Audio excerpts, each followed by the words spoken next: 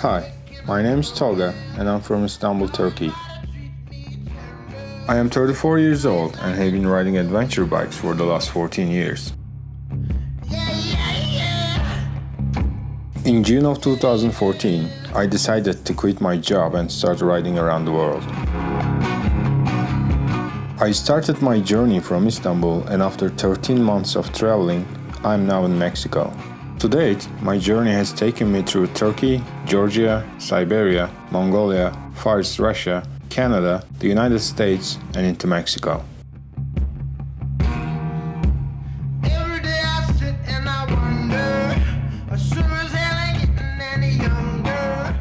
Throughout my journey, I have met interesting people along the way. When I was in Omsk, Russia, the local biker club helped me a lot. A truck ran over my front wheel and it took quite a while to fix it. Thankfully, I had the good fortune of meeting AKADEMIK from the Siberian Bears, who was kind enough to offer me local food.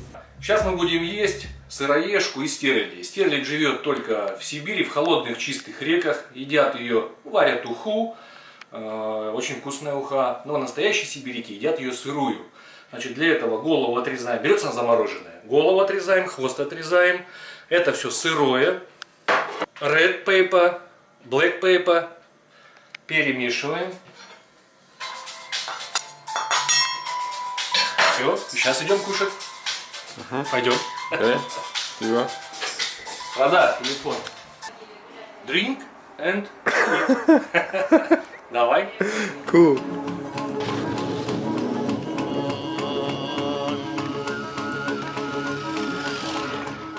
The Altai region was my next destination after Novosibirsk, as I was getting closer to Mongolia. Along the way, I met Luka, a Swiss rider heading the same direction. The breathtaking landscapes of Altai mountain range, along with the majestic rivers, provided us with the perfect backdrops for riding.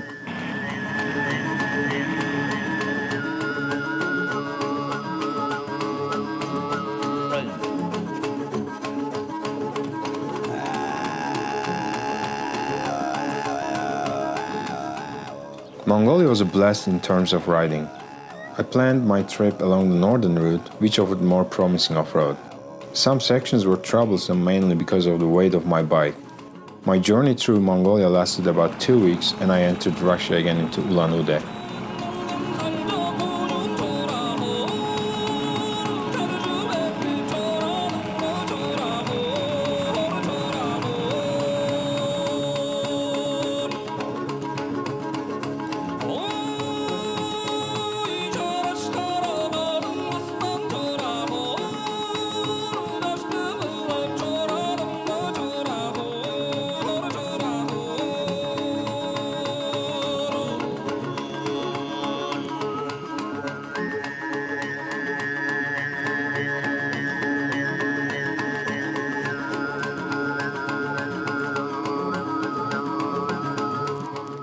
My plan was to ride to Magadan by the Vilyuski Tract and the Road of Bones. But before that, I wanted to explore the famous OLKHON island, located on the vast Lake Baikal known for its rich shamanic heritage. I camped on the island for a week, explored it, and luckily found myself in the middle of a shaman festival.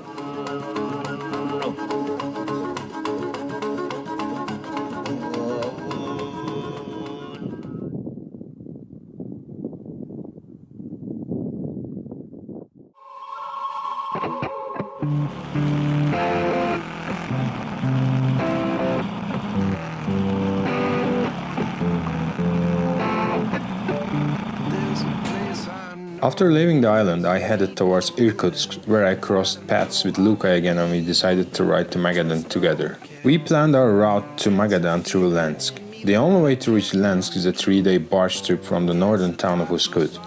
Slowly drifting along the river Lena, we spent our 3 days camped out in the deck surrounded by drunken Russian truck drivers.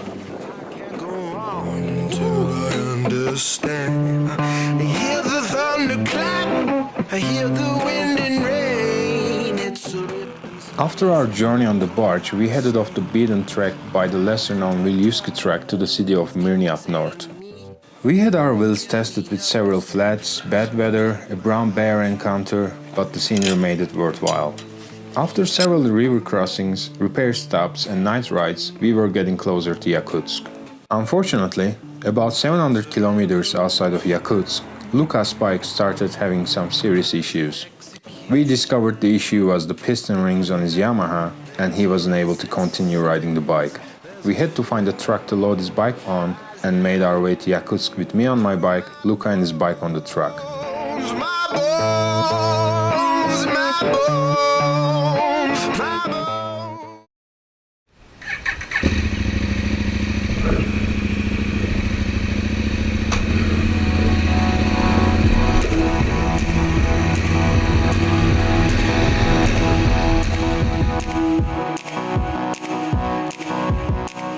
After 2 days of rest in Yakutsk, I was alone and ready for the Road of Bones.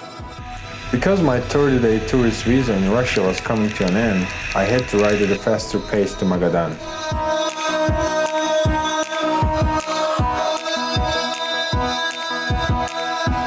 I was chased by dogs, had many short ferry rides, and breathed in lots of dust. Towards the end of my journey on the Road of Bones around Yagodne, I encountered a technical problem with the suspension seal leak that could have created more serious problems for me with my Russian visa if I didn't get it fixed in time. As I pulled over on the side of the road, out of the blue, a member of the Polar Owls found me, took me back to their garage and helped me fix the problem.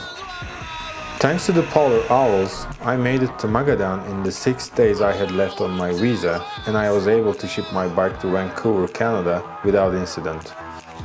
The Road of Bones was a remarkable milestone in my journey, and I am forever grateful to all the wonderful people I met along the way.